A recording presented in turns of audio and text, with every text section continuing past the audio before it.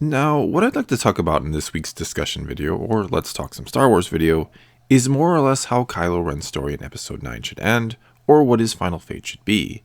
And this will pretty much be an expansion of the video I posted the other night about Reylo, or Rey and Kylo ending up together at the end of the trilogy, where I mostly discussed the obstacles it may face.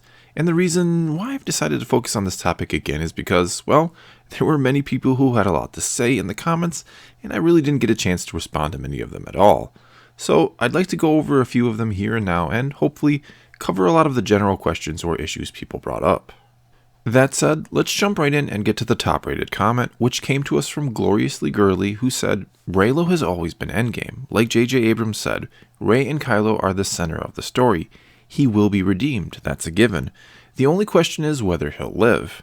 I think he will though, because he is the legacy character. He's the last of the Skywalker, Organa, or Solo lines, and I can't see them just ending all of that unless Rey gets pregnant somehow. And also, I think Reylo will finally bring balance to the Force, so yes, I can see a happy ending for them, just my little opinion. And it's certainly a fine opinion to have, and one that I do think has a shot of coming to pass. And by the fact that this was the top rated comment, and many other commenters expressed similar sentiments, it's a possibility a lot of people are rooting for, and maybe, when you really think about it, one we should all be rooting for as fans of Star Wars. I mean, this is the story of the Skywalkers, the story of this very unique family and the highs and mostly lows that they face. So, shouldn't we want to see them get a happy ending? Shouldn't we, in a sense, be on Kylo's side if those telling the story are doing their job right? And I think one of the problems with the prequel trilogy, for example, is that for most people, or at least myself, we really didn't find ourselves rooting for Anakin Skywalker or dreading his eventual fall to the dark side. I mean, when Padme tells him towards the end of Revenge of the Sith that he's breaking her heart, he should have been breaking ours too. But I think most people were just happy he'd finally become Vader, and that the big fight between him and Obi-Wan was about to go down. And for me, though I do love and enjoy the prequels, that was the biggest failing, not getting us invested enough in the story of Anakin, and not selling us enough on the love between him and Padme. I mean, instead of showing us they were in love, they were constantly telling us how in love they were. And for a lot of people, it was nauseating and so artificial that it just ruins what was otherwise a great story. Anyway, embrace yourself for those of you who think I do nothing but bash The Last Jedi. But I think that movie did a great job of showing a connection formed between Rey and Kylo. In fact, many people say the interactions between them were the best parts of the movie, and I do tend to agree with that. Do away with the Canto Bite stuff, which I know would essentially remove Finn from the movie, so they'd have to find something else for him to do, which is kind of what the problem with Canto Bite was in the first place. It just felt like something for Finn to do. And give that time to Rey and Kylo, and I think you have a much better movie, and maybe I can buy that they are actually falling in love. And that Rey would do something as foolish as go to Kylo and try and save him by essentially turning herself in. Because, as I've said many times before, I really don't know how she thought that was all going to play out. Okay, let's move on now and continue the discussion with our next comment, which comes to us from Eric Schumunzeler, and I hope I pronounced your name at least close to right, who asks, is Kylo Ren really that bad as villains go? Yeah, he killed his dad, but Anakin killed a room full of children. I don't know why people keep saying Kylo is irredeemable. And to that, I would say that I don't think Kylo is irredeemable. I mean, if Vader got redemption, then certainly Kylo can be redeemed when you consider he's got a long ways to go to match Vader's evil deeds, or so I would imagine at least.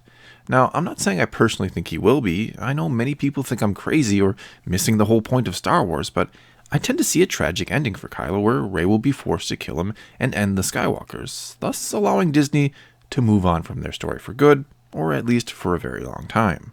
But certainly there's a strong possibility that he comes back to the light in the end, though I just don't know that he survives because, as many others mentioned throughout the comments, and as I try to point out in the initial video, there has to be consequences for him.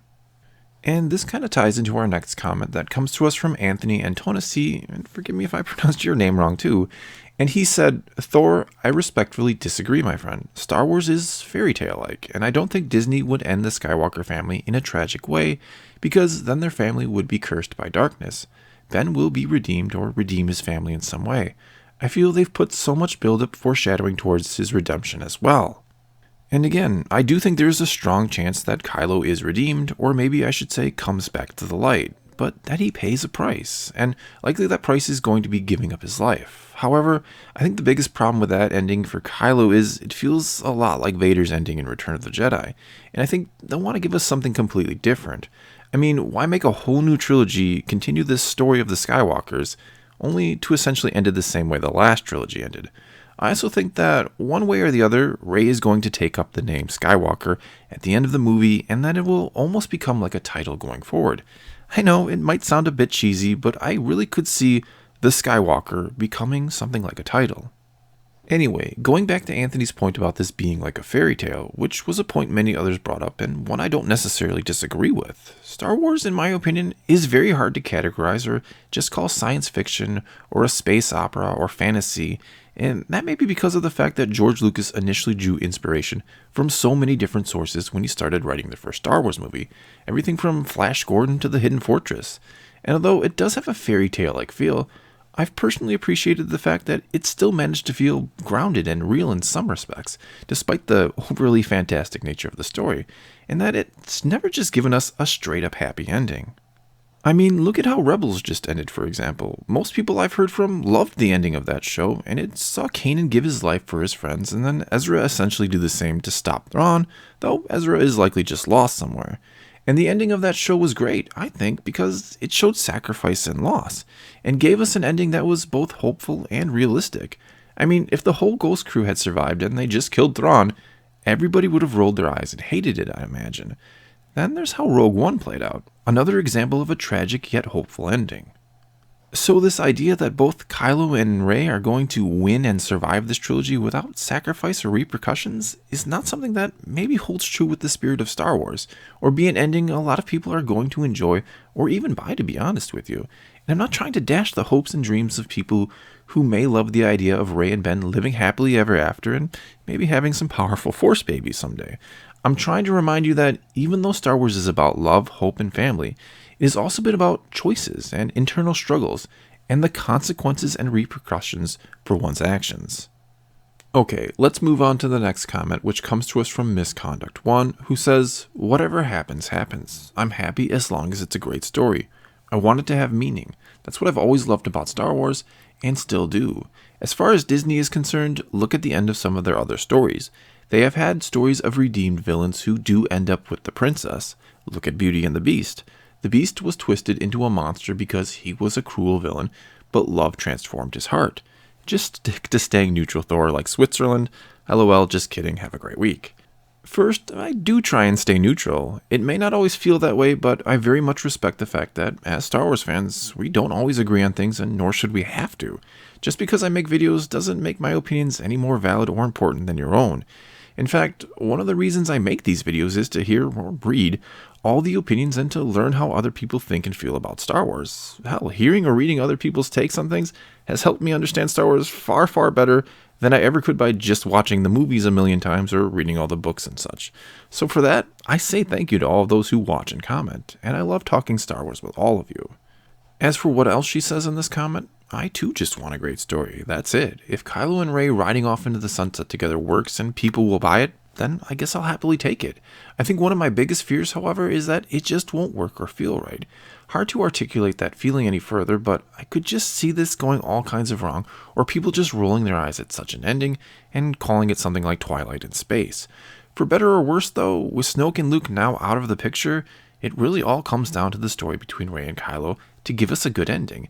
The onus is squarely on their shoulders now. So, as others pointed out in the comments, Reylo is going to happen on some level. The question is, to what extent?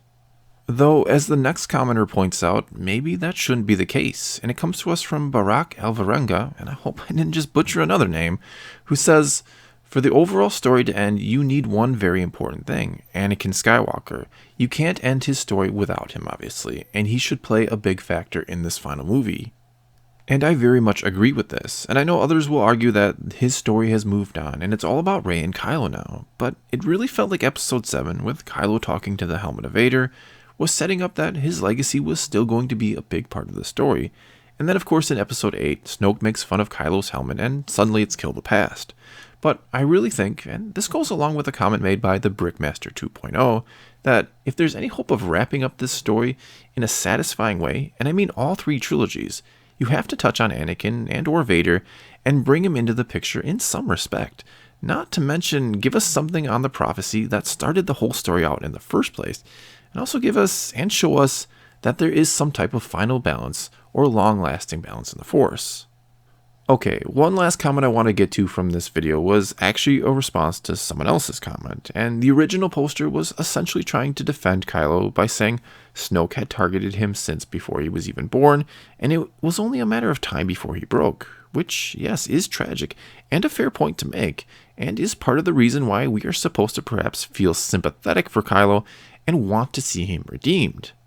As I said earlier, we should be rooting for Kylo. We should care about him and his story. It's not going to feel like a tragedy, assuming he does die in the end, if we either didn't care about him or thought he deserved to be killed. Someone else in the same thread also pointed out that having his uncle almost kill him in his sleep was the straw that broke the camel's back. However, as Jar Jar Binks Lives pointed out, bad things happen to little kids every second of the day with bad parents beating them. Most of those kids don't grow up to be mass murderers, though. Having a bad life is no excuse for evil deeds. And this, for me, sums up the crux of the entire problem with Kylo Ren living happily ever after. Evil being done upon you is not an excuse for you to do evil upon others. Even if Han Solo had been the worst father in the galaxy, and there's no indication he was even that bad of a father, other than what Kylo has to say, it doesn't give him a right or an excuse to kill him. Kylo Ren murdered his father in cold blood in an effort to devote himself further to the dark side. This, straight up, is a deplorable act. Rewarding Kylo in the end by getting the girl and being allowed to live out the rest of his days freely in peace and comfort shouldn't really sit well with you, nor would it sit well with anyone within the Star Wars galaxy who Kylo had wronged. So again, if Reylo is Endgame, and these two end up together and alive and well at the end, you have to sell the fact that Kylo deserves it. And I really don't know how you do that. I mean, imagine if you lived in the Star Wars galaxy, and you were a child living at the village we see at the start of The Force Awakens, and were hidden somewhere but saw and heard Kylo Ren give the order to kill everyone, including your parents. Would there be any way you would ever forgive Kylo Ren? Any way you would ever be convinced that he should be allowed to live free and happily? Finally on this topic then, yesterday I started a poll asking what you thought the fate of Kylo Ren will be, and I'll probably be doing more of these in the future, especially in relation to these discussion videos. Anyway, I was actually a little surprised to see that the top vote getter was Rey being forced to kill Kylo, though all the choices were relatively close, which maybe begins to show just how varied people's opinions are on this matter. Okay, now let's move briefly to last week's discussion video, where the topic was the Force possibly having conscious thought. And although there were certainly some great comments, there weren't really all that many that weighed in on the matter in the first place, so maybe I just didn't pick the best topic. Perhaps what I'll do in the future is allow people to vote on a few different choices for the weekly Let's Talk Some Star Wars videos. Anyway, I'm going to just quickly touch on the top-rated comment, which came to us from Gregory B, and yes, for those keeping score at home, this is the third week in a row he's had one. And just like with last week, I'm not going to read it to save some time, and because I don't reward those who make extra YouTube accounts to upvote their own comments. Seriously though, it is once again a great comment on his part, and I encourage you to pause and read it yourself. But basically he points out the fact that even if the Force does have conscious thought, it doesn't mean it's beyond being tricked or fooled by the dark side. Essentially meaning even if the Force can think, that doesn't mean it's all-knowing or all-powerful. He also brings up an interesting idea that perhaps using the dark side is, in a sense, toxic to the Force, or that it can cloud it or hinder its ability to function properly. And using the dark side does imbalance the Force, so it stands to reason that it would then, I guess you could say, have a physical effect on the Force. Anyway, I tend to agree with his general idea here, that even if the Force is conscious, that doesn't mean it's all-powerful, nor do I think Lucas ever intended it to be like a deity of any kind when, more than once in the original trilogy, it was simply described as an energy field that surrounds and binds all living things. The Force is life, or is generated by life, and perhaps all that consciousness really is somehow a collective consciousness that strives for little more than to find a balance, though it has no real ability to bring about that balance or impact the living world or worlds or the lives that live upon them. Well, that's all I've got for you this time. Now it's your turn to take to the comments and share your thoughts. And by all means, suggest an idea or two for next week's discussion video, and sometime during the week, I'll try to put up a poll with some of those options. Either way, leave your comments below and let's talk some Star Wars. And until next time, thanks for watching.